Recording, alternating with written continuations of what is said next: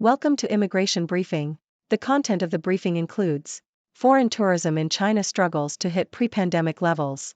Meloni and Sunak are the power couple that could save Europe from oblivion. Millions on planes, boat-focused blinded home affairs to real abuses, says Nixon. New York mayor tries to discourage migrants with Latin America trip. 17 migrants killed in bus crash in Mexico. Foreign tourism in China struggles to hit pre-pandemic levels. South China Morning Post. The reluctance of tourists and business executives to visit China due to visa obstacles and concerns about the country itself is slowing down the post-pandemic recovery of China's inbound tourism sector, which in turn is negatively impacting the multi-trillion yuan service industry. The decline in foreign direct investment inflows is also affecting economic growth. This reluctance to visit is due to difficulties faced by visitors, such as language barriers and the need to pre-book visits to tourist sites and parks on WeChat. Concerns about China's national security and intensified anti-espionage probes are also deterring foreigners and business executives from visiting. Reduced contact with China could lead foreigners to see China only as it is portrayed in the media, making it more difficult for Beijing to reach diplomatic compromises with other countries. The decline in inbound tourism is a major concern for Beijing, as tourism accounted for 11.05% of China's GDP in 2019 and drove job creation, employing 10.31% of China's total employed population. The decline in inbound tourism is also impacting China's wider economy and near-term investment climate. Meloni and Sunak are the power couple that could save Europe from oblivion. Telegraph. Rishi Sunak's relationship with Italy's first-ever female Prime Minister, Giorgia Meloni, may have far-reaching consequences for post-Brexit Britain and the European Union. Both leaders became prime ministers of their respective countries within 3 days of each other, and both share a similar background, being maligned as hard-right politicians when their politics are more nuanced. Meloni is a Christian conservative, and has called out woke ideology, blaming it for destroying the foundations of the natural family. Sunak and Meloni co-chaired an off-agenda meeting with the Netherlands, France, Albania and the European Commission. Downing Street announced an 8-point plan for migration, and Sunak signed deals with Belgium, Serbia, and Bulgaria. The EU's failure to forge an effective migration and asylum policy has only served to undermine European integration and put member states at loggerheads. With the potential of populist revolts in both France and Germany, now could be the time for Sunak and Meloni to further flex their muscles and provide leadership to the EU in dealing with illegal migration. Millions on planes, boat-focused blinded home affairs to real abuses, says Nixon. The Sydney Morning Herald.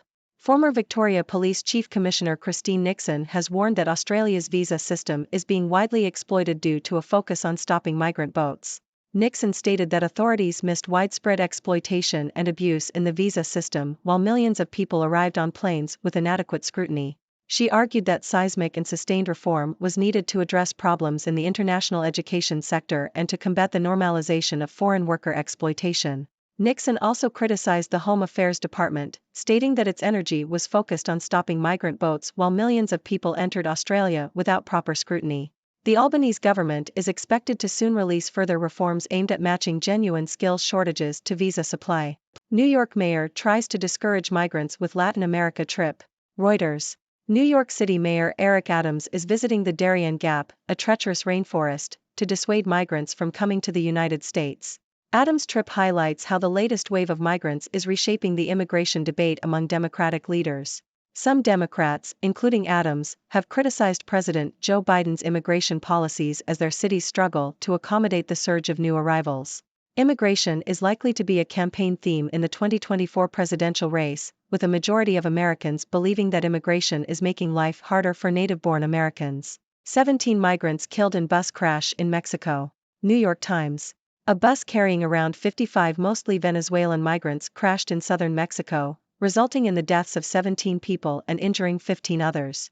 The cause of the crash has not been disclosed, and it is unclear whether other vehicles were involved. The injured were taken to local hospitals in the neighboring state of Puebla. This incident highlights the dangers faced by migrants as they travel through Mexico, with many attempting to reach the United States to escape violence or poverty.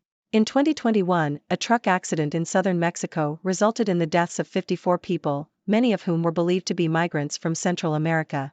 How effective can a U.S. border wall be? BBC. The Biden administration has announced that it will build a 20-mile section of border wall in Starr County, Texas, despite President Joe Biden's previous declaration that he would not build any more wall as president. The move has sparked intense debate over the controversial border control measure, which was a signature policy of former President Donald Trump. While the Biden administration claims the new section is being built reluctantly due to funds appropriated by the Trump administration, critics argue that the barriers are ineffective and drive migrants to more dangerous routes. Questions about jail wristbands in Georgia. Your weekly non-Beltway political stories. Washington Post. Fulton County, GA, commissioners in the U.S. have questioned the utility and cost of $2.1 million worth of wristbands that were intended to track inmate health. The wristbands were meant to be introduced by July, but only 13 had been deployed by the end of September. Talatrix CEO Justin Hawkins blamed the delay on inmate deaths and a lack of deputies to oversee installation. Meanwhile, a lawyer named Matt Widener is said to have significantly increased the number of foreclosure lawsuits filed by Florida cities, including 57 last year in Fort Pierce, which had filed just one in the previous 5 years. Fury over Donald Trump saying immigrants poison the blood of U.S. Telegraph. Former President Donald Trump has faced criticism for his remarks about undocumented immigrants in a recent interview. Trump accused these immigrants of poisoning the blood of our country and claimed that they come from prisons, mental institutions, and are terrorists. Critics have likened these comments to Hitler's Mein Kampf and accused Trump of nativist and xenophobic rhetoric. Trump's remarks echo far-right and white supremacist rhetoric about the threat posed by immigrants, particularly the Great Replacement theory. Trump made similar comments about Mexican immigrants during his 2016 election campaign. Critics have called his remarks white supremacist and neo-Nazi talking points. Immigration is expected to be a key issue in the upcoming presidential election, and the Biden administration is vulnerable due to the surge in migrants. Trump's campaign spokesman defended his remarks, stating that they were a normal phrase used in everyday life. AOC slams sanctions against country and deportation flights. The Guardian. Progressive U.S. Congresswoman Alexandria Ocasio-Cortez has criticized President Joe Biden's decision to resume deportation flights to Venezuela, calling for a reversal of the policy. Ocasio-Cortez argued that such measures contributed to the destabilization driving migration. She also demanded that Biden reverse his decision to expedite border wall construction, stating that walls only pushed migrants into more remote areas, increasing their risk of death.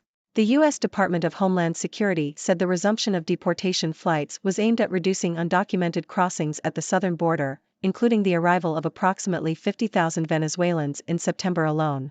Sunak and Starmer fight for the mantle of change. Financial Times. Rishi Sunak's attempts to position himself as a change candidate and portray Keir Starmer as representing old politics may not resonate with voters who simply want competent government, according to Camilla Cavendish in the Financial Times. Sunak's attempts to differentiate himself from his own party have backfired, with the Conservative Party conference feeling more like a Tea Party gathering than that of a governing party. Meanwhile, Starmer's cautious approach may be seen as a strength in a country exhausted by high drama and false promises. Well, folks, it seems like there's never a dull moment in the world of politics and international affairs. Today, we've covered a range of topics, from the struggles of foreign tourism in China to the power couple of Rishi Sunak and Giorgia Meloni.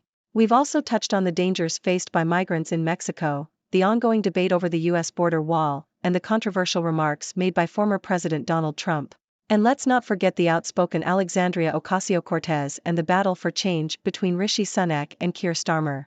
Now, let's dive into some analysis. The decline in foreign tourism in China is not only impacting the country's service industry but also its wider economy. This decline is due to various factors, including visa obstacles, language barriers, and concerns about China's national security. It's a major concern for Beijing, as tourism played a significant role in driving job creation and contributing to China's GDP. If this decline continues, it could also hinder Beijing's efforts to reach diplomatic compromises with other countries. Meanwhile, the relationship between Rishi Sunak and Giorgia Meloni has the potential to shape post-Brexit Britain and the European Union. Both leaders, who have been labeled as hard-right politicians, share a similar background and have been critical of woke ideology. With the EU struggling to forge an effective migration and asylum policy, Sunak and Meloni could provide much-needed leadership in dealing with illegal migration, especially as populist revolts loom in France and Germany. On the topic of migration, we've seen the tragic consequences of the journey for many migrants, with a bus crash in Mexico resulting in the deaths of 17 people. This incident highlights the dangers faced by migrants as they seek a better life away from violence and poverty. It's a stark reminder of the need for comprehensive immigration policies that prioritize the safety and well-being of migrants. Speaking of immigration, the U.S. border wall continues to be a contentious issue. Despite President Joe Biden's previous stance against building any more wall, his administration is now reluctantly constructing a 20-mile section in Texas.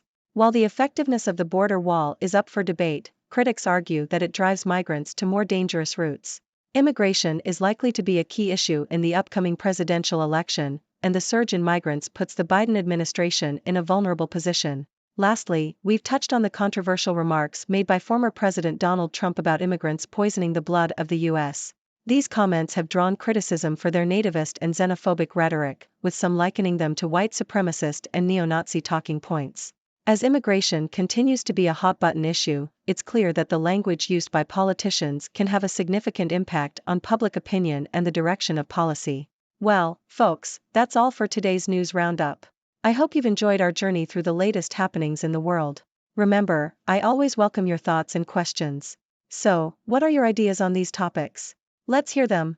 Thank you for tuning in. The content above showcases the latest briefing reports and analytical synopses, thoughtfully curated by the 6Do team. These insights stem from a wide array of reputable media outlets, think tanks, government sources, and specialized experts worldwide. We encourage you to explore these sources for a comprehensive perspective. Keep in mind that while the content may not always align with the official standpoint of 6Do Brief, it's not meant to be taken as absolute directives for decision-making. Comprising seasoned media professionals, learned scholars, and accomplished scientists, the 6Do team embodies a trailblazing, fully independent media entity. To customize 6Do Brief to meet your professional needs, you have the option to subscribe to a diverse array of briefings on our website, 6dobrief.com. Regardless of your location, you can conveniently receive 6Do Brief via email.